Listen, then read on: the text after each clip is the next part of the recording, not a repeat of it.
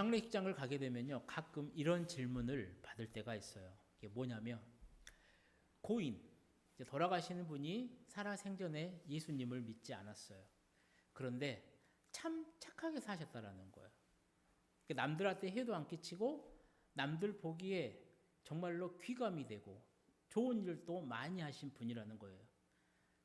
그래서 묻는 겁니다. 이렇게 착하게 사신 분은 천국에 갔을까요? 지옥에 갔을까요? 이런 질문은요, 우리가 청소년기에 아마 모두들 한 번쯤은 해봤을 거예요. 세종대왕이라든가 이순신 장군 같이 정말로 훌륭한 위인들은 천국에 갔을까요? 지옥에 갔을까요? 하는 질문과 비슷할 겁니다. 우리 성도님들은 어떻게 생각을 하십니까? 믿음의 관점으로 보게 되면요, 돌아가신 분, 네 가지의 유형으로 살펴볼 수가 있어요. 첫 번째 유형은 뭘까요? 살아생전에 예수님 잘 믿었어요. 그리고 말씀대로 잘 살다가 죽음을 맞이하신 분이 계실 거예요.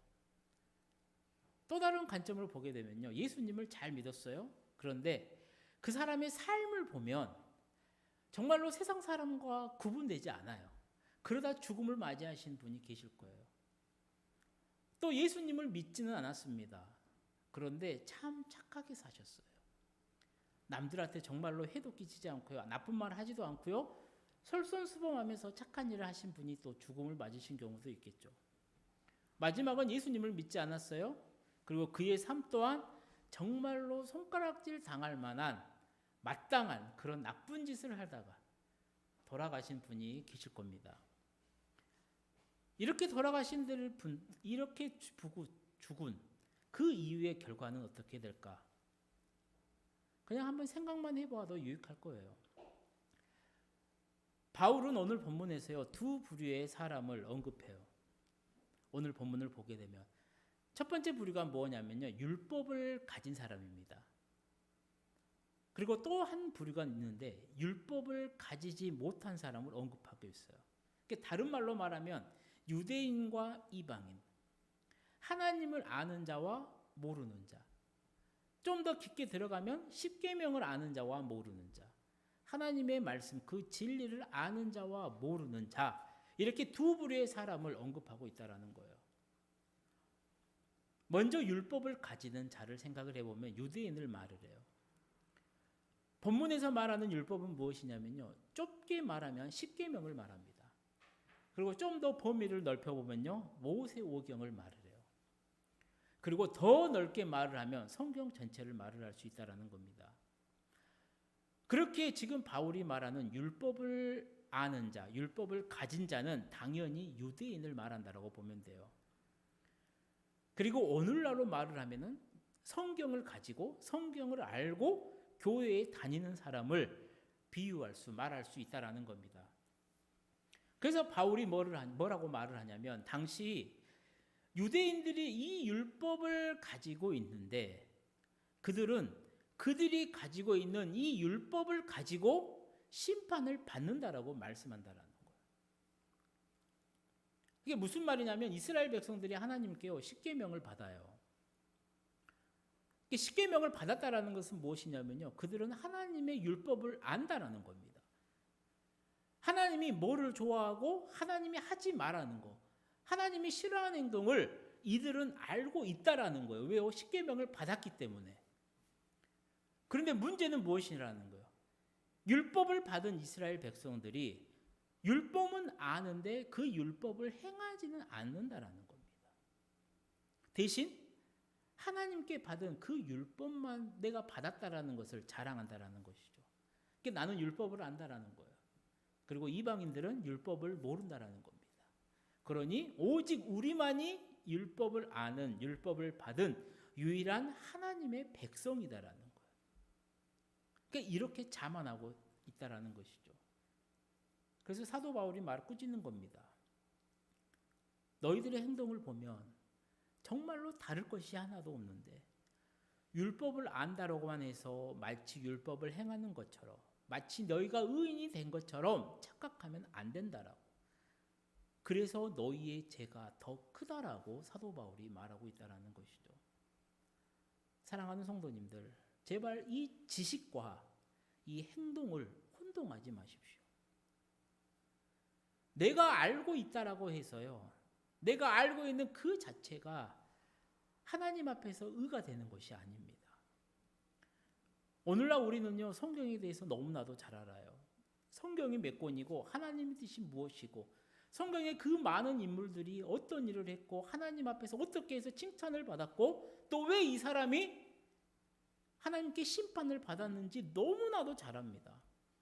우리가 보고 있는 로마서 저자 이 사도 바울에 대해서요, 저보다도 훨씬 더 깊게 알고 있는 성도들이 너무나도 많이 계실 거예요. 그러다 보니까요, 잠깐 누굴 만나서 신앙적인 이야기를 나누잖아요. 그러면요, 정말로 말을 얼마나 잘하시는지 몰라요. 정말로 은혜롭게 합니다. 들으면 절로 아멘 아멘 해요. 그런데 문제는 무엇이냐? 실제 삶의 자리에서 그 사람의 그 행동을 봤을 때, 실제로 어려운 일을 겪었을 때, 그 사람이 그 과정을 겪어 나가는 것을 보았을 때요, 그 말과 행함이 일치하지 않는 경우가 많다라는 겁니다. 그리고 성경은 이것을 문제라고 한다는 거예요. 요즘 한국 교회와 사회 매우 불안정하죠. 그러다 보니까 많은 목사님들의 목소리가 유튜브를 통해서 나와요. 정말로 어쩔 때는요, 어떤 때는 정말 상식에 맞지 않는 목사님의 소리도 있고요. 정말로 지역 감정을 유발하는 그러한 소리들도 있습니다. 또 거기에 상처받는 사람들도 있어요. 나라가 이렇다 보니까, 또 거기에 동조해서 목사님들의 이야기가 이렇다 보니까, 또 교회마다 큰 교회마다 문제가 있다 보니까 목사로서 정말로 자주 듣는 말 가운데 하나가 이제 한국 교회는 끝났다라는 거. 이제 더 이상의 부흥은 없다라는 겁니다. 우리 성도님들의 생각은 어떻습니까? 저의 생각은요, 아직 모른다라는 거예요. 아직 모른다라는 거예요. 왜요? 그건 우리가 할 수 있는 게 아니거든요. 그건 하나님이 하실 일이지, 하나님의 뜻이지 우리가 거기에 배나라 감나라 할 그건 아니에요. 근데 이런 생각은 들었어요. 왜 한국 교회가 성도들이 목사들이 이런 말을 드려야 되느냐? 저의 생각은 이 지식과 행동의 차이가 오늘날의 이 결과를 가져왔더라고 생각을 해요. 예전에는요, 지식이 부족했습니다. 성도들이 성경에 대한 지식이 부족했어요. 대신에 간절함은 컸어요. 그러니까 강단에서 선포되어지는 그 목사님의 말씀에요, 그냥 무조건 따랐습니다. 그냥 했어요. 힘들어요? 기도하세요. 그러면요, 성도들이 기도했습니다. 출근하기 전에 교회 와서 기도했고요. 퇴근하고 집에 가기 전에 기도하고 갔습니다. 교회에서 뭐 합시다 이러면요, 바빠요? 그래도 갑니다. 철야합시다 하면 가요. 기도합시다 하면 기도합니다. 그리고 주신 말씀이 어찌됐든 간에 몰라도요, 모르니까요, 그냥 무조건 아멘 아멘 합니다. 따르면 하나님의 뜻이겠지, 하나님의 말씀이겠지 하면서요, 열심을 다해서 교회를 또 하나님을 섬겼습니다. 그렇게 하나님 나라를 확장했어요. 그 결과 정말 우리나라는 정말 훌륭한 대단한 나라가 되었죠. 요즘은요, 지식이 많습니다. 아는 게 많아요. 그렇다 보니까 간절함이 부족해요. 생각으로만 합니다. 왜요? 다 아니까. 행하지를 않아요. 교회에서 뭐 합시다 하면 목사님 요즘 이런 시대에 이건데요, 어쩐데요, 뭐 하는데요. 안 합니다. 집에서 하면 되죠. 집에서 하냐고요? 안 해요. 말씀합시다. 말씀 봅시다. 아멘 해요. 당연히 해야죠. 삶의 자리에 가면 안 해요. 우리 모여서 할까요? 요즘 목사님 바빠요. 뭐 하고. 안 합니다. 사랑하는 성도님들, 이 율법의 의는요, 지식으로 이루어지는 게 아니라는 겁니다. 행함으로 이루어진다라는 거예요. 그래서 지금 바울이 이야기를 하는 거예요. 너희들이 안다고만 했지 행하는 건 없지 않냐고. 그러므로 너희들이 갖고 있는 그 하나님의 백성, 그 특권은 없다라는 거. 아니, 오히려 너희가 율법을 알고 있기 때문에 너희의 죄가 더 크다라고 지금 바울은 고발하고 있다라는 겁니다. 우리 오늘 본문 12절에서 13절 말씀을 함께 읽어보도록 하겠습니다. 무릇 율법 없이 범죄한 자는 또한 율법 없이 망하고 무릇 율법이 있고 범죄한 자는 율법으로 말미암아 심판을 받으리라. 하나님 앞에서는 율법을 듣는 자가 의인이 아니요 오직 율법을 행하는 자라야 의롭다 하심을 얻으리니. 아멘. 이게 바울이 이렇게 말씀하는 이유를 좀 더 이해하려면요, 당시에 그 랍비 교훈에 대해서 이해할 필요가 있죠. 랍비 교훈은 이렇게 말을 했어요. 율법을 많이 배우고 아는 것이 의다. 의라는 거예요. 그러니까 율법을 많이 알고 배우는 게 그게 의라는 거예요. 그러니까 우리가 알고 있듯이 당시 유대인들은요, 모세오경을 분석을 했습니다. 하라라고 하는 긍정의 율법이요 248개가 있어요. 그리고 하지 말라라는 부정의 율법이요 365개였어요. 그래서 이 613개 이 율법을 많이 배우고 아는 것이 의라고 생각했다라는 거예요. 그리고 실제로 하나님의 이 말씀의 깊은 의미는 무엇이냐면요, 정말로 하나님의 그 율법을 내가 많이 알잖아요. 내가 많이 배우잖아요. 그러면 자연스럽게 그렇게 따라간다라는 거예요. 행하게 된다라는 거예요.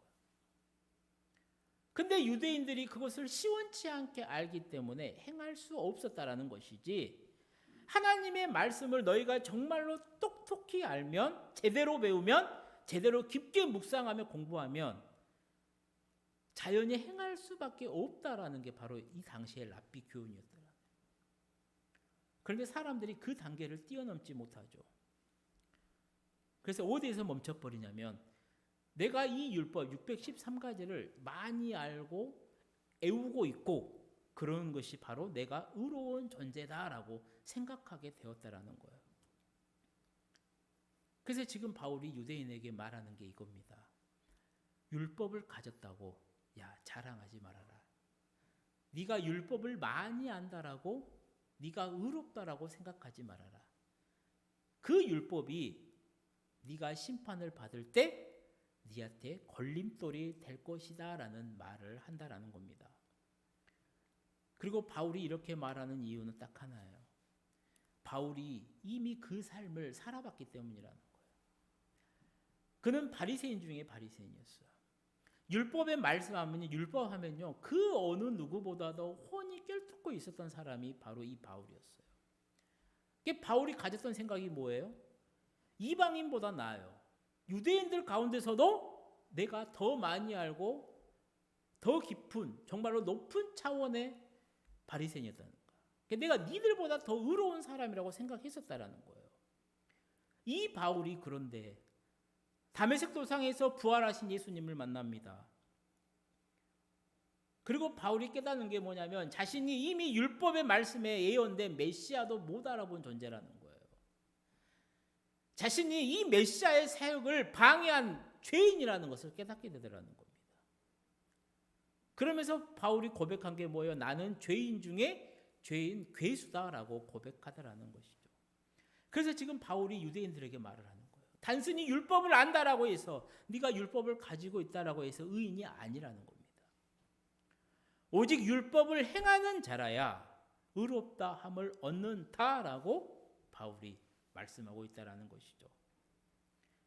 그리고 정말로 바른 유대인이라면 율법을 바로 알게 되면 그 율법으로 인해서 내가 얼마나 죄인인지를 깨닫게 되더라는 겁니다. 그리고 그 죄인임을 깨닫는 순간 어떻게 돼요? 그 나의 죄를 대속하기 위해서 십자가에 죽으신 그 예수님이 보이게 될 것이고, 그러면 예수님을 믿는 그 믿음으로 주님이 주시는 그 은혜 속에서 하루하루 바르게 살아가게 될 것이다라는 말씀을 지금 바울은 하고 싶었다라는 겁니다. 그러니 율법을 가진 자의 심판의 기준은 무엇이냐? 그들이 이미 받은, 그들에게 이미 주어진 율법이라는 겁니다. 그럼 지금 이것을 오늘 우리에게로 가지고 와서 생각해 보면 어때요? 율법을 가진 자라면요, 오늘날로 말하면 성경을 가진 사람이에요. 하나님의 말씀을 아는 사람입니다. 그렇다면 우리도 생각을 해봐야죠. 우리 모든 사람은요 죽을 준비를 잘해야 돼요. 태어나는 것은요 우리가 어떻게 할 수가 없어요. 하지만 우리가 죽을 준비는 할 수가 있잖아요. 죽을 준비를 잘해야 돼요. 모든 사람은 다 죽어요. 그리고 그 죽을 준비를 하고 죽게 되어서 하나님 앞에 섰을 때 우리의 심판의 기준은 무엇이냐? 바로 하나님이 나에게 주신 하나님의 말씀이라는 겁니다. 우리의 심판 기준 역시 성경이 될 것이고, 우리의 삶에서 나는 하나님이 주신 말씀대로 어떻게 살아왔느냐, 그 행함의 문제가 심판의 기준이 됨을 우리는 알아야 된다는 겁니다. 오늘 설교를 준비하면서 지난주에요, 이제 설교를 이렇게 딱 준비하는 가운데 문준경 전도사의 그 삶에 대해서 누가 이렇게 써놓은 글이 있더라고요. 저도 10몇 년 전에 한번 이렇게 가서 본 적이 있어가지고 갑자기 한번 가보고 싶은 생각이 들었어요. 그래서 지난주에 이제 아내와 함께 그 문준경 전도사 순교 기념관에 가서 한번 보고 왔었는데요. 신안의 작은 섬 중도에서 태어나서 거기서 복음을 받아요. 이 여자 전도사입니다. 문준경 전도사님이. 그리고 1950년 10월 5일 날 공산군에 의해서 순교당할 때까지요. 그 신안의 많은 섬들을 정말로 고무신 9켤레인가요? 12켤레인가요? 그 고무신이 다 닳도록 걸어다니면서 복음을 전했습니다. 그리고 정말로 수많은 지금 한국 교회에서 정말로 훌륭한 제자 목사님을 또 많이 길러냈고요. 이 문준경 전사님의 삶을 통해서 또 그 삶에 영향을 받은 교육자들도 상당히 많습니다. 그 결과 지금 중도의 복음화율은, 기독교 복음화율은 90%가 넘었다 하고요. 신안군 전체는 약 36% 정도의 복음화율을 이루고 있다라고 하시죠. 한번 가서 보는 것도 좋을 것 같아요. 한번 천천히 읽어봐도 괜찮습니다. 저는 이 설교를 준비하다가 딱 그게 생각이 나서 가서 본 거라. 그 설교와 연결되어 가지고 제가 읽으면서 딱 느꼈던, 혼자 생각했던 건 그거였어요. 그 문준경 전사님의 그 순교의 삶의 생애를 읽어보면서 느낀 건 무엇이었냐면요, 복음을 믿는 자들의 삶을 통해서 영향을 받았다라는 거예요. 문준경 전사님에게 정말로 복음적으로, 신앙적으로 영향을 미친 많은 목사님들이 계세요. 그리고 그것을 잘 받았어요. 잘 배웠어요. 그리고 그녀의 삶을 보면요, 정말로 복음적인 삶을 살았다라는 거예요. 그리고 그 복음의 결과가 뭐냐, 삶으로 많은 사람들에게요, 정말로 선한 영향력을 미쳤다라는 겁니다. 이게 복음 앞에서는 복음으로 살아가는 사람들의 삶의 모습이지 않냐. 복음을 알았어요. 그 복음대로 살아갔어요. 그 결과가요, 어찌 되었든 간에 수많은 열매들을 맺었다라는 겁니다. 오늘 우리가 사도 바울의 이 말씀, 율법을 가진 자는 율법으로 말미암아 심판을 받는다라는 이 말씀은요, 다른 게 아닙니다. 오늘로 말하면 성경을 가진 자는, 성경을 아는 사람은 성경으로 말미암아 심판을 받는다라는 거예요. 그리고 우리가 그 사실을 깨달았으면요, 오늘 우리의 삶은 무엇이냐? 성경대로 하나님의 뜻대로 살아가는 그 삶을 살아야 된다는 거예요. 바로 그것이 하나님이 우리에게 바라시고 원하는 삶인 줄을 우리는 알아야 되는 거죠. 그리고 우리의 삶은 그 삶대로 살아가려고 노력하는 삶이 되어야 된다는 겁니다. 바로 그게 바울이 유대인에게, 또 오늘 하나님이 우리에게 정말로 주시고자 하는 말씀임을 우리 성도님들이 깨달았으면 좋겠습니다. 두 번째는 율법 없는 자예요. 또 한 부류의 부류가 이방인이죠. 율법이 없는 자랑은 뭐냐면 율법을 모르는 자라. 율법을 들어보지도 못한 사람. 그 사람들을 말을 해요. 그래서 이방인이라고 하죠. 그래서 그들에 대한 심판은요, 다른 근거로 심판을 받는다라는 거예요. 우리 본문 14절에서 15절 말씀을 함께 읽어보도록 하겠습니다. 율법 없는 이방인이 본성으로 율법의 일을 행할 때에는 이 사람은 율법이 없어도 자기가 자기에게 율법이 되나니, 이런 이들은 그 양심이 증거가 되어 그 생각들이 서로 혹은 고발하며 혹은 변명하여 그 마음에 새긴 율법의 행위를 나타내느니라. 아멘. 그러니까 이 말씀의 뜻은 무엇이냐면요, 율법이 없는 것이 아니라 기록된 율법이 없다라는 것을 말을 해요. 그게 무슨 말이냐면 우리가 예수님을 믿기 전에는 십계명을 당연히 몰랐죠. 하나님이 주시지 않았으니까요. 몰랐어요. 내가 본 적이 없으니까 몰랐어요. 살인하지 말아라, 간음하지 말아라, 도둑질하지 말아라. 하나님의 이 법을 지식으로는 우리가 알지를 못했어요. 하지만 기록되어 있지 않은 불성문법, 문서화되어 있지 않은 불성문법은 가지고 있었다라는 겁니다. 어디예요? 바로 사람의 본성에. 우리가 로마서 1장에서 보았듯이 하나님을 알만한 것이 우리 마음속에 있었다라는 거예요. 즉 율법을 몰랐던, 율법을 듣지도 보지도 받지도 못했던 이방인들은 하나님이 그들을 만드실 때 이미 그들의 마음속에 양심을 넣어주셨다라는 겁니다. 사람이 동물과 다른 차이점은요, 다른 게 없어요. 바로 동물은요, 그냥 본성대로 살아가는 겁니다. 강한 동물이 약한 동물을 잡아먹는 거요. 막 태어난 새끼 잡아먹는 거 우리가 보면 짠해 하는데요. 동물들은 그런 게 없어요. 왜요? 그건 그들이 살아가는 본성이기 때문에. 하지만 사람은 그렇지가 않아요. 사람은 하나님이 만드실 때 그 마음을 이미 하나님의 형상대로 창조하셨습니다. 그러니 율법은 이스라엘 백성들이 출애굽을 하고 시내 산에서 받았지만 그 이전에도 사람들은 이것이 잘못된 건지, 이것이 죄인지, 이게 죄가 아닌지를 양심에서 구별할 수가 있었다라는 거예요. 문제는 뭐예요? 이 양심에 죄가 들어오면서 이 양심이 깨져버렸다라는 겁니다. 사도 바울이 디모데에게 쓴 편지를 보게 되면요, 이 양심에 대한 표현을 굉장히 많이 써요. 선한 양심, 착한 양심, 깨끗한 양심이란 말을 디모데전서를 보게 되면 굉장히 많이 나옵니다. 즉 이 말은 반대로 말하면 무엇이에요? 지금 세상 사람들이 가지고 있는 양심이 죄로 말미암아서 깨어져 버렸다라는 거예요. 그러니 신앙 안에서, 하나님 안에서 빨리 이 양심의 그 제 기능을 찾으라라고 말하고 있다는 것이죠. 사랑하는 성도님들, 이 양심은요, 그냥 쉽게 말하면 나 자신을 살피는 거울이라고 생각하면 돼요. 거울을 통해서 우리는 내 자신의 모습, 나의 모습을 살핍니다. 그리고 약간의 삐뚤어졌던 거나 뭐가 좀 바르지 못한 것, 정돈되지 못한 것들을 거울을 보면서 정리정돈을 하죠. 문제는 뭐라는 거예요? 이 거울이 깨져버렸다는 거예요.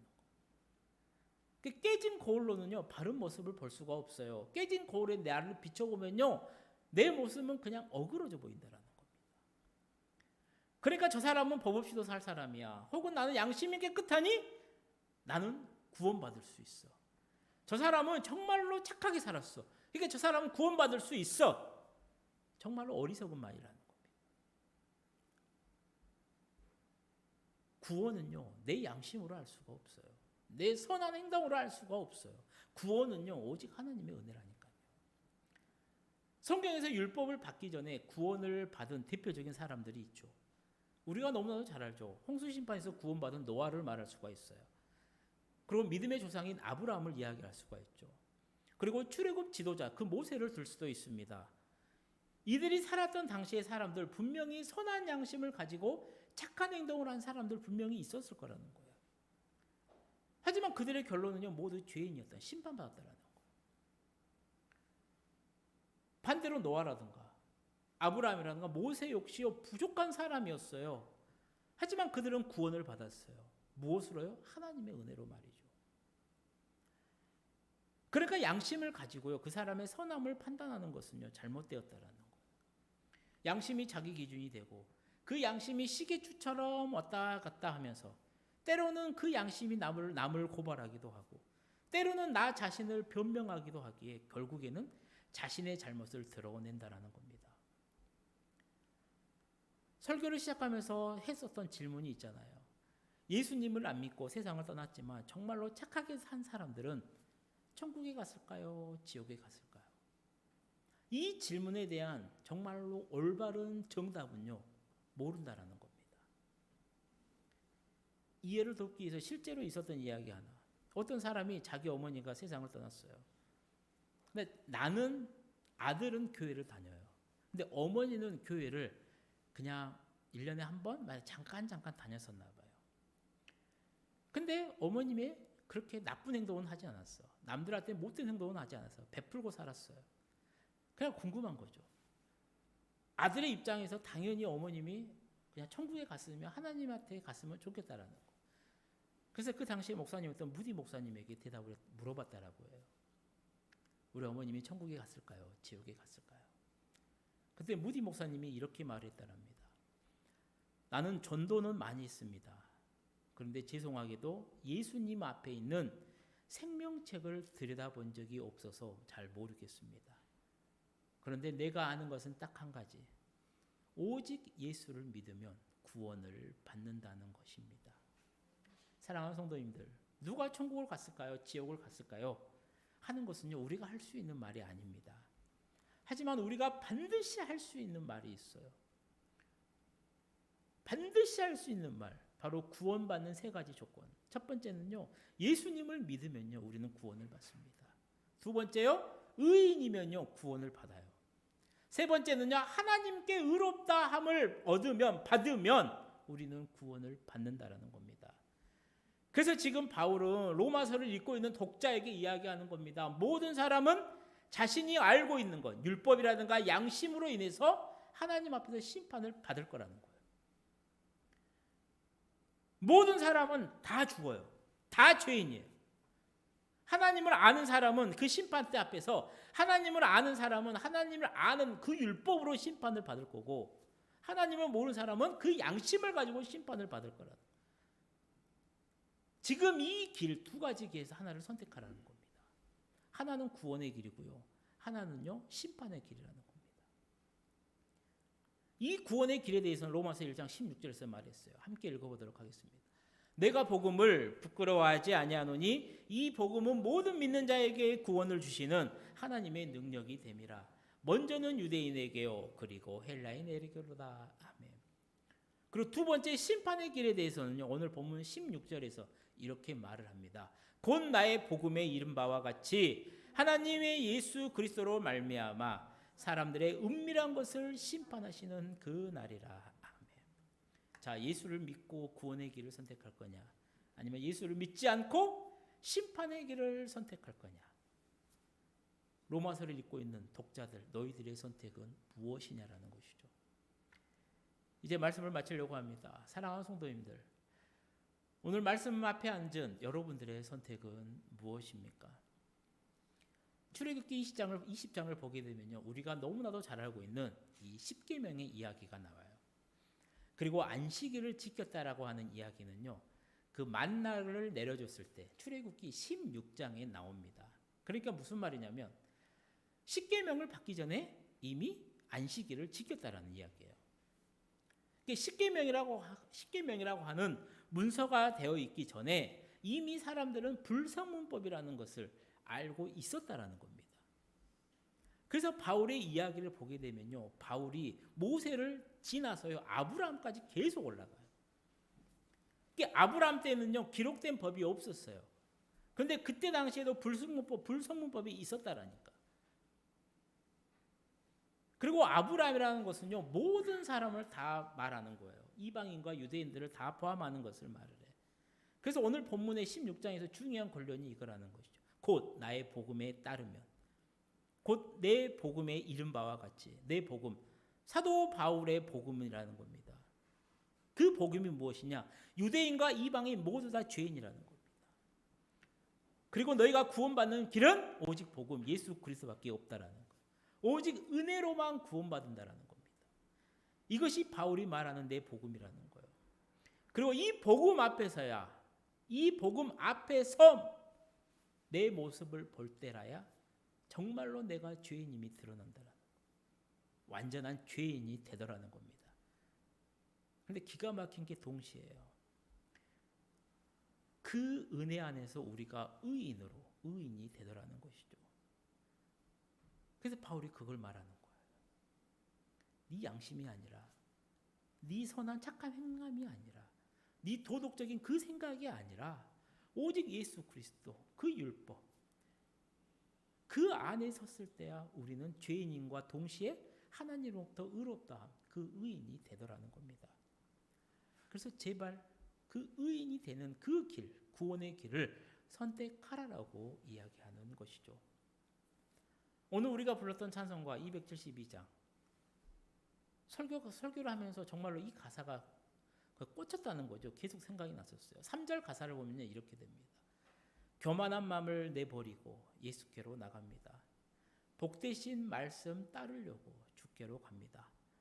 실망한 이 몸 힘을 얻고 예수의 크신 사랑받아 하늘의 기쁨을 맛보려고 주께로 갑니다. 정말로 사랑하는 성도님들, 이 찬송가의 가사처럼요, 사랑하는 우리 모든 성도님들의 선택이 예수님께 나아가는 믿음의 복된 선택이 되시기를 주님의 이름으로 간절히 축원드립니다. 기도하시겠습니다. 사랑의 하나님 아버지, 우리에게 베풀어 주신 은혜들이 참 많습니다. 오늘도 귀한 로마서의 말씀을 전했습니다. 주님, 사랑하는 주님의 자녀들에게 지혜를 허락하셔서 세상의 것보다 하나님의 것이 더 귀하고 가치가 있음을 깨달아 구원에 이르는 그 믿음의 복된 선택을 할 수 있도록 은혜를 베풀어 주옵소서. 그래서 대림절 세 번째 주간을 주님과 동행